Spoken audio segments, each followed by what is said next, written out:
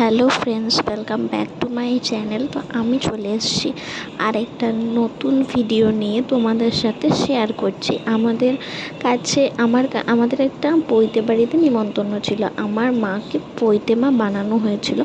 আর আমরা সবাই জানি যে পৈতে মা হচ্ছে নিজের মায়ের মতন নিজের মাকে যেরকম একটা ছেলে সারা জীবন দেখবে, সেরকম পৈতে মা যাকে ডাকবে ছোটোবেলায়, তাকেও ঠিক সারা জীবন নিজের মায়ের মতনই দেখতে হবে। আর নিজের মা বলেই পৈতে মাকে ডাকতে হবে। তো সেদিনকে ছিল ওদের গঙ্গা নিমন্ত্রণ। তো যেরকম আমরা সবাই জানি, অনেকে আছো জানো না, যাদের হয়, যেসব বাচ্চাদের পৈতে হয়, পৈতেটা হয় হচ্ছে 10 বছর, 12 বছর কি 14 বছর বয়সে। বড় ছেলেদেরও হয়। তো পৈতেটা যখন হয় না, তখন একটা ছেলের যেভাবে বিয়ে হয় সেরকম পুরো বিয়ের মতো রিচুয়ালস থাকে। তো আমরা যেমন বিয়ের আগে যেরকম গঙ্গা নিমন্ত্রণ করতে যাই, তো বা গঙ্গার ঘাট থেকে জল আনতে যাই, সেরকম পৈতে তো এটা হয়ে থাকে। পৈতের সমস্ত রিচুয়ালসই বিয়ের মতন। তো দেখো, এখানে তো সবাই আমরা জল তুলতে এসেছি। ওটার মধ্যে টোটো ভাড়া ছিল আমাদের অনেক।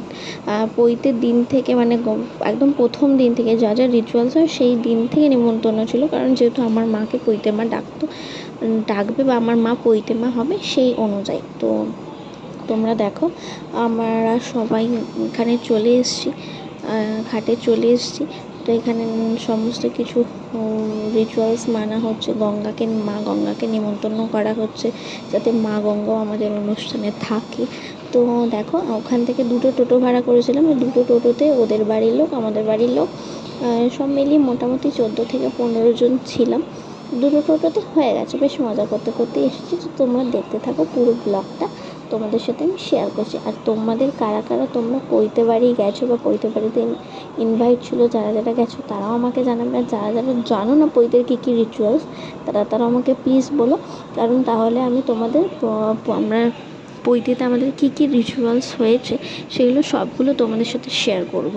তো চলো, তোমরা দেখতে থাকো আমরা কীরকম কী করি। দেখো, কী সুন্দর করে মা গঙ্গাকে নিমন্ত্রণ করছে, তেল দিয়ে বরণ করে।